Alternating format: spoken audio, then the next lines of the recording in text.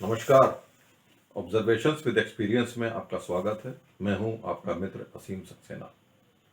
सृष्टि के निर्माण के बाद कर्मों की स्वभाव और गुणों के आधार पर जो विभाजन हुआ उसको ब्राह्मण, क्षत्रिय, वैश्य और शूद्र इन 4 वर्णों में विभक्त किया गया।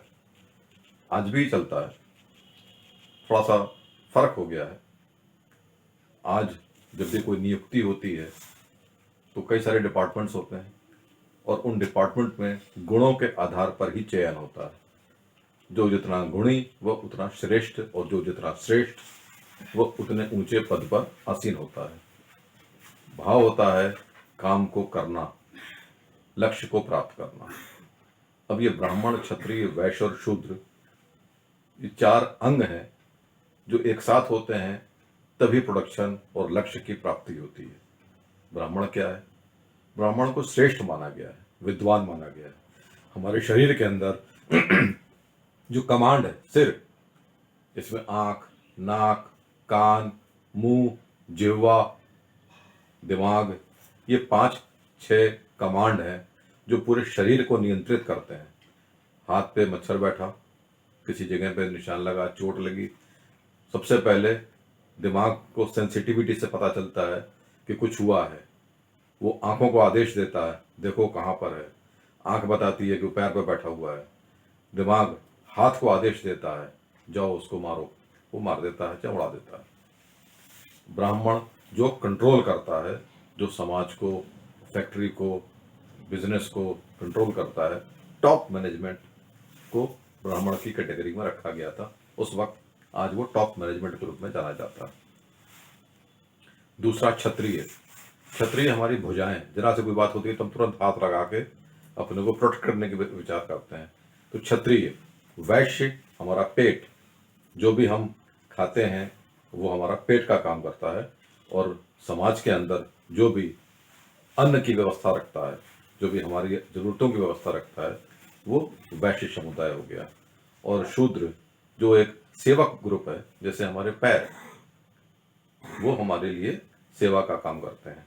अब एग्जाम्पल के तौर पे, पैर कीचड़ से सने हुए रास्ते में पार करके पूरे शरीर को लेके घर पे आए, पैर सने हुए हैं कीचड़ से।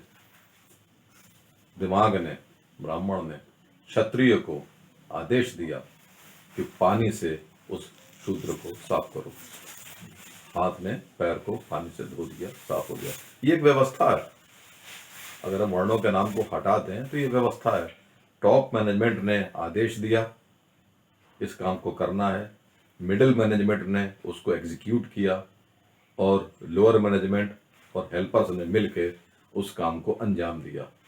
प्रोडक्शन हुई, फिनिशिंग हुई और शिपमेंट हुई और बदले में रिटर्न में आमदनी आई। तो ये एक व्यवस्था है, चेन है जो आज भी चलती है। टॉप मैनेजमेंट में जाहिर सी बात है उनके पास योग्यता है, तभी वो एक बिजनेस चला रहे हैं, करोड़ों का कारोबार कर रहे हैं और रोजगार भी दे रहे हैं। तो जो सर्वश्रेष्ठ हुआ वो टॉप मैनेजमेंट में आ गया। जो उसके जैसा ही है लेकिन कहीं ना कहीं तो उससे कम है, वो middle management, lower management and helper group. तो जो सेवक है वो हेल्पर हो गया। इसी व्यवस्था के साथ समाज में काम होता है। और अब टीम वर्क की बात कीजिए। भगवान राम तो मालिक थे, पूरी सृष्टि के रचयिता थे, हम सब ने सीरियल्स में देखा है। रावण तक पहुंचना, उसको परास्त करना और सीता को वापस लाना अपने आप में उनके लिए कोई बड़ी चीज नहीं थी। एक एग्जाम्पल के तौर पे, जब उनको गुस्सा आया और उन्होंने अपना ब्रह्मास्त्र का बाण निकाला तो समुद्र को सोखने के लिए तो समुद्र हाथ जोड़ के खड़ा हो गया और देवता भी ऊपर से आ गए कि महाराज गड़बड़ हो जाएगा। तो इसके पास इतनी शक्ति थी, वो इतना असहाय तो नहीं था। उन्होंने क्या किया? बंदरों की सेना तैयार की। बंदर कौन हुए? आदि मानव से जो मानव नहीं बन सके हैं उसके बीच की अवस्था है बंदर। उन्होंने बंदरों को ट्रेंड किया, यानी जो ट्रेंड नहीं थे, अनस्किल्ड को स्किल्ड बना दिया। और टारगेट क्या था? लंका को ढूंढना, सीता को वापस लाना। इसके लिए सारी योजनाबद्ध तरीके से काम हुआ और उन्होंने विजय प्राप्त की। चाणक्य ने भी चंद्रगुप्त को तैयार किया अनस्किल्ड को स्किल्ड बनाया और ऐसा स्किल्ड बनाया कि 3 पुश्तों ने सम्राट के रूप में राज किया, अखंड भारत के रूप में राज किया। अखंड भारत शायद वहीं से शब्द निकला होगा।